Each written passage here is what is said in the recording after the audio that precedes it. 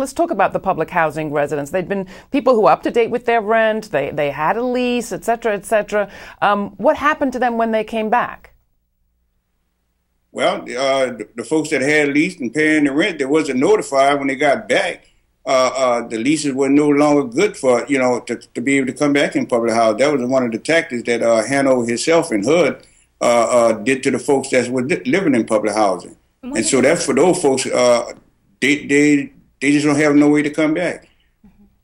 You wanted to come in? Yes, one of the things I should add to Sam's comments is that really what we saw down there and what a lot of people know to be the case, unfortunately, is that Katrina was used as an opportunity to build a new New Orleans. And there were actually statements made to that end by state officials. One state legislator said that, Katrina did what we couldn't do, or God did what we couldn't do. And so there's really this push for privatization, not just in housing, but in healthcare and education. And to really get to your comment about what rights did folks in New Orleans in particular think they had before Katrina. Upon the fact-finding mission to New Orleans, we then went to D.C.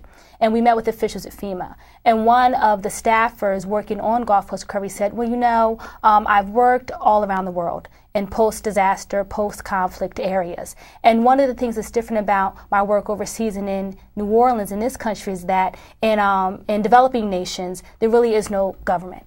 There really is no social support. So when you have a natural disaster, when you have a conflict, there really isn't this expectation that afterwards you'll be supported. So therefore people don't have that expectation, so they're able to almost get on a little bit easier. Whereas New Orleans, folks down there thought that they would have government support, that their government would be responsive to them. And it wasn't. It's almost like the bottom fell out. And so with that being said, it's almost as if folks post-Katrina, immediately after, but even now, are almost in a state of shock, that they still can't believe that their government isn't taking care of the needs that we all thought the government would take care of.